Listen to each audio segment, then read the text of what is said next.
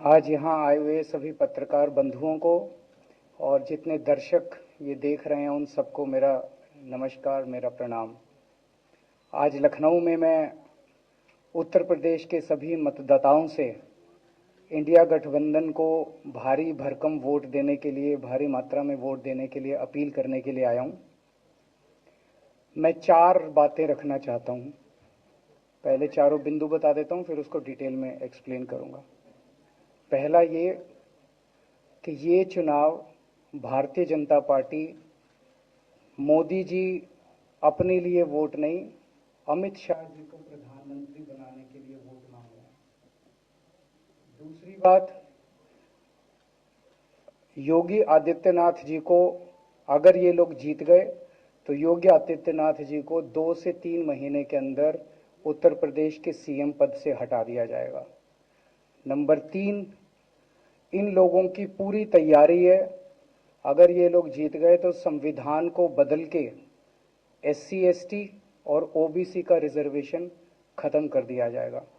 और नंबर 4, जो आंकड़े अब देश भर से आ रहे हैं वो ये दिखा रहे हैं कि 4 जून को इंडिया गठबंधन की सरकार बनने जा रही है और NDA को और BJP को बहुत कम सीटें मिलने जा रही हैं। अब मैं अपने सबसे पहले पॉइंट पे आता हूँ। जब 2014 में प्रधानमंत्री बने थे नरेंद्र मोदी जी, तो उन्होंने खुद एक रूल बनाया था कि भारतीय जनता पार्टी के अंदर और उनकी सरकारों में 75 वर्ष से ऊपर कोई भी व्यक्ति होगा तो उसको संगठन में और सरकार में किसी भी पद पे नहीं रखा जाएगा, उसको रिटायर कर दिया जाएगा। और उसका सबसे पहले उस रूल के तहत आडवाणी जी को और मुरली मनोहर जोशी जी को रिटायर किया गया था। और उसके बाद तमाम यशवंत सिन्हा जी, सुमित्रा महाजन जी, कई लोगों को यहाँ टिकट नहीं मिली। कई लोग जो पद पे बैठे हुए थे उनको पद से इस्तीफा दिलवा के उनको हटाया गया। ऐसे कई सारे लोग हैं। तो अब अगले साल 17 सितंबर को प्रधानमंत्री मोदी जी 75 साल के होंगे और मोदी जी ने तय कर लिया है कि अमित शाह जी को वो अपना वारिस बनाएंगे और अमित शाह जी अगले साल 17 सितंबर को देश के प्रधानमंत्री बनाने का उन्होंने तय किया है मोदी जी ने। इसके ऊपर मोदी जी पिछले 1-2 साल से लगे भी हुए हैं, क्योंकि भारतीय जनता पार्टी के अंदर अमित शाह जी के सामने जो जो बाधाएं पैदा कर सकता था नेता, एक एक करके उन सब नेताओं को साइड कर दिया गया, उनका पत्ता साफ कर दिया गया। शिवराज सिंह चौहान को हटा दिया गया, वसुंधरा राजे को हटा दिया गया, डॉक्टर रमन सिंह को हटा दिया गया, देवेंद्र फडणवीस को खत्म कर दिया गया, खट्टर साहब को खत्म कर दिया गया। एक एक करके सबको खत्म कर दिया गया। एक ही शख्स बचे हैं जो अमित शाह जी के रास्ते का कांटा बन सकते हैं। हेलो, आवाज आ रही है? एक ही शख्स हैं जो कि उनके रास्ते का कांटा बन सकते हैं, वो है योगी आदित्यनाथ जी। अब योगी आदित्यनाथ जी को इन्होंने हटाने का पूरा मन बना लिया है और अगर इनकी सरकार बनी तो 2 महीने के अंदर योगी जी को भी उत्तर प्रदेश के CM से हटा दिया जाएगा। मैंने दिल्ली में 3-4 दिन पहले ये प्रेस कॉन्फ्रेंस की थी और ये दोनों मुद्दे उठाए थे। जैसे मैंने मुद्दे उठाए थे तो अमित शाह जी ने और उनके कई नेताओं ने अपनी भावना प्रकट की कि नहीं नहीं, मोदी जी को 75 साल में इस्तीफा नहीं देना चाहिए, मोदी जी को 75 साल पूरा कार्यकाल पूरा करेंगे। उन सब की भावनाओं की मैं कद्र करता हूं, क्योंकि अपने नेता के लिए जब भी ऐसी बात होती है तो सब लोग सामने आके बात करते हैं। लेकिन बड़ी बात यह है कि मोदी जी ने ऐसा नहीं कहा कि मैं 75 साल पे इस्तीफा नहीं दूंगा, मैं रिटायर नहीं होऊंगा। उनका अपना बनाया हुआ रूल है और मुझे पूरी उम्मीद है कि मोदी जी का अपना बनाया हुआ रूल है और मोदी जी अपने रूल को फॉलो करेंगे। नहीं तो लोग कहेंगे कि मोदी जी ने ये रूल आडवाणी जी को हटाने के लिए बनाया था, जब अपनी बारी आई तो नहीं। तो मोदी जी इस रूल का फॉलो करेंगे, ये पूरा यकीन है देश के लोगों को कि उन्होंने खुद रूल बनाया तो खुद फॉलो करेंगे। दूसरी बड़ी बात जो हुई कि जब मैंने कहा कि योगी आदित्यनाथ जी को 2 महीने में हटा दिया जाएगा, इस पे अभी तक भाजपा के किसी नेता की टिप्पणी नहीं आई है। 4 दिन हो गए। इसका मतलब ये तो कंफर्म करता है कि उन्होंने पूरी प्लानिंग कर ली है और उनके पक्ष में कोई बोलने के लिए तैयार नहीं है योगी आदित्यनाथ जी के। तो उनका हटना अब लगभग तय है। कि योगी आदित्यनाथ जी को उत्तर प्रदेश के सीएम पद से हटाया जाएगा। दूसरी चीज, मैं उत्तर प्रदेश के सभी मतदाताओं को कहना चाहता हूं कि पिछले 4-5 महीने से इन्होंने शोर मचा रखा है, 400 पार 400 पार 400। क्यों? कहते हैं नहीं मोदी जी कुछ बड़ा काम करना चाहते हैं। तो लोगों ने खोद खोद के पूछा, भाई क्या बड़ा काम करना चाहते हैं, कुछ बताओ तो सही। तो उन्होंने नहीं बताया। लोगों ने फिर अंदर से पता किया कि बड़ा काम ये करना चाहते हैं कि देश से रिजर्वेशन खत्म करना चाहते हैं। हम जानते हैं कि इनका जो पूरा इकोसिस्टम है, आरएसएस, बीजेपी, शुरू से ये लोग रिजर्वेशन के खिलाफ रहे हैं। इनकी पूरी की पूरी मानसिकता रिजर्वेशन के खिलाफ रही है। तो मैं सभी लोगों को ये आगाह करना चाहता हूं कि ये बड़ा काम इनको 400 पार इसीलिए चाहिए क्योंकि ये रिजर्वेशन खत्म करना चाहते हैं। संविधान को, बाबा साहब अंबेडकर ने जो संविधान बनाया था, उस संविधान को ये तार तार करना चाहते हैं। पूरे देश भर से अब जो ट्रेंड आ रहे हैं, वो ट्रेंड ये दिखाते हैं कि भारतीय जनता पार्टी को 250 से भी नीचे, मेरे हिसाब से 220 के आसपास, 3-4 दिन पहले भी मैंने कहा था, 220 से कम सीटें इनकी आती हुई नजर आ रही हैं। आप हिसाब लगा लीजिए। मैं हरियाणा होके आ रहा हूं कल परसों। हरियाणा में इनकी बहुत कम हो रही हैं, दिल्ली में इनकी बहुत कम हो रही हैं, पंजाब में मुझे नहीं लगता इनकी कोई सीट आ रही है, कर्नाटक में इनकी काफी कम हो रही हैं, महाराष्ट्र में इनकी बहुत कम हो रही हैं, बंगाल में इनकी कम हो रही हैं, यूपी में इनकी कम हो रही हैं, बिहार में इनकी कम हो रही हैं, झारखंड में इनकी कम हो रही हैं, राजस्थान। जो पूरे देश के अंदर एक नेगेटिविटी इन लोगों ने फैलाई है, उसको हम लोग ठीक करेंगे। मैं अंत में उत्तर प्रदेश के सभी लोगों को अपील करना चाहता हूं कि इंडिया गठबंधन के, यहाँ पे सपा और कांग्रेस का गठबंधन है, इंडिया गठबंधन का जो जहां से कैंडिडेट है उसको भारी मात्रा में वोट देकर आप सब लोग जिताइए। अब मैं निवेदन करूंगा समाजवादी पार्टी के राष्ट्रीय अध्यक्ष माननीय अखिलेश यादव जी से कि वो अपनी बात आदरणीय अरविंद केजरीवाल जी का मैं धन्यवाद देता हूं। उन्होंने बहुत महत्वपूर्ण बातें आपके सामने रखी हैं।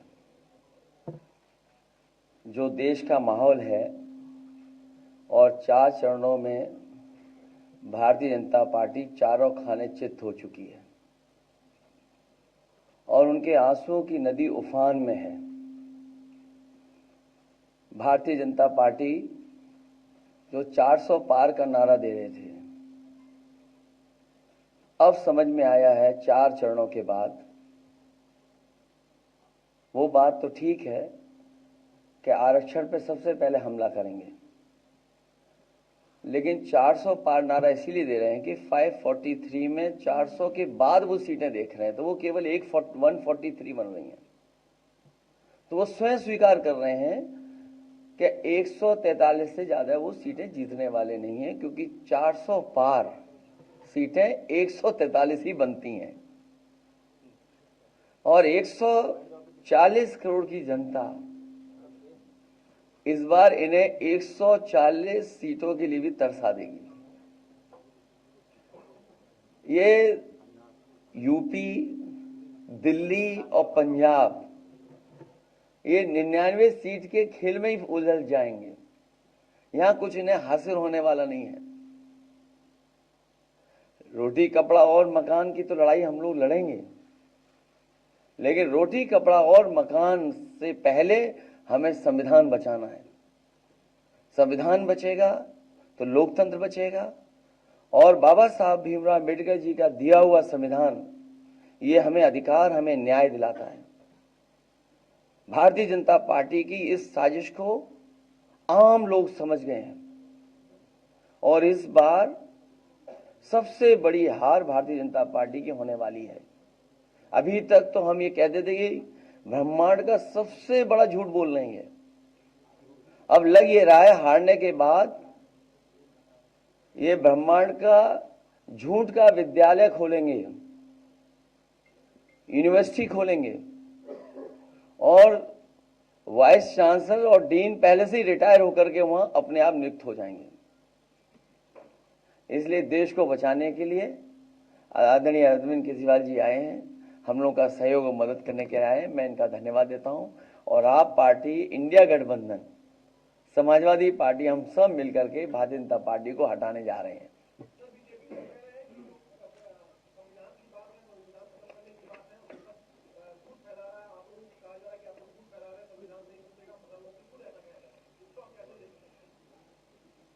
उनकी कौन सी बात सच निकलेगी? अभी आपसे ही कहा कि 75 साल वाला जो वो है रूल नियम, उसको तो फॉलो किया जाएगा ना, इसी से पता लग जाएगा। और एक मिनट, अगर आप इनका इतिहास उठा के देखें पिछले 75 साल का, जनसंघ का, आरएसएस का, थ्रू आउट ये लोग रिजर्वेशन के खिलाफ रहे हैं। तो अब 400 सीटें लाके ये संविधान बदल के उस रिजर्वेशन को खत्म करना चाहते हैं। अरविंद जी, स्वाति मालीवाल के मामले में अभी तक आप कुछ बोले नहीं है। आपके ओर से आपके साथ में स्वाति मालीवाल के मामले में अभी तक, अरे उससे ज्यादा जरूरी और चीजें भी हैं, कागज हम निकाल लिए। अरविंद जी, आज आपके साथ भी वो है, आज आपके साथ में भी आए आपके, भाजपाई किसी के सगे नहीं है। क्या बोलेंगे स्वाति मालीवाल के मामले में, क्या बोलेंगे आप? ये है कि भाजपाई किसी के सगे नहीं है, और जो ओवैसी साथ में, और भाजपाई झूठे मुकदमे लगाने वाला गैंग है। जो केजरीवाल जी आपके साथ घूम रहे हैं, उनके लिए क्या कहेंगे? जो ओवैसी हाँ, आपके बोलो। साथ में घूमने लगातार, आप बोल रहे हैं, बता। संजय जी आपने बात कही थी, हाँ, मैं बोल रहा हूँ, आपने प्रेस कॉन्फ्रेंस में ये बात बोल रहा हूँ, एक सेकंड बोल रहा हूँ।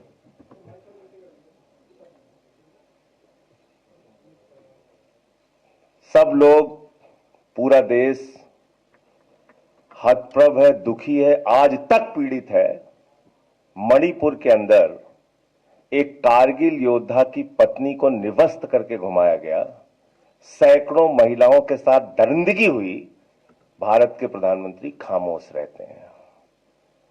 हजारों महिलाओं के साथ प्रज्वल रवन्ना ने बलात्कार किया, दरिंदगी की, मां की उम्र की महिलाओं के साथ। प्रधानमंत्री कहते हैं ये भारत को मजबूती देगा, इसी को वोट देना।